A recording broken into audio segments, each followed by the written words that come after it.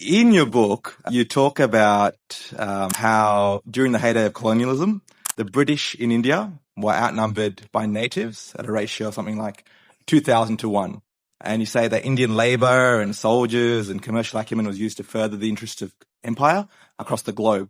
To what extent or how culpable are Indians or were Indians in allowing that to happen and not throwing off those shackles within 200 years and helping and aiding and abetting the spread of colonialism from the Malaya to Mauritius? Very much culpable, very much culpable. Indians were complicit in their own oppression. They served the state that was oppressing their people.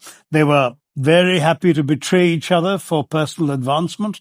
I mean, there are lots of cases of this. The very first battle, the Battle of Plassey that Clive won in 1757, he overthrew the Nawab of Bengal, Siraj-ud-Dawla, who was betrayed in the battle by one of his cousins and courtiers, Mir Jafar, who not only revealed battle plans to Clive, but also paid Clive off to put him on the throne in place of his cousin.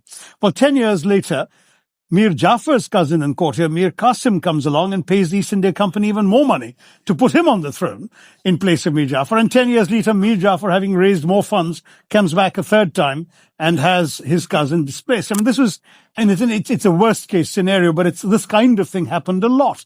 Tipu Sultan, for example, who was one of the few heroes who actually managed to win a couple of battles against the British, but then when he was defeated, he retreated to his impregnable fortress at Seringapatnam, south of Mysore. And it was surrounded by a moat full of water and crocodiles. And the besieging British army couldn't get in. There was nothing they could do.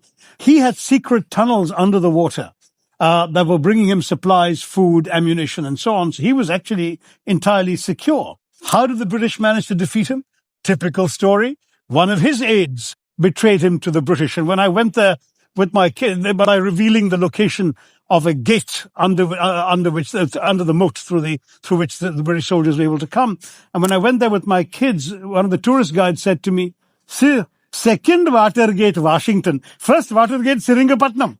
They lifted the water gate to let the British come in. So we did it to ourselves a great deal. And the British could not have ruled India without Indian complicity, without the comprador capitalists and the native informants, and frankly, the willing sepoys.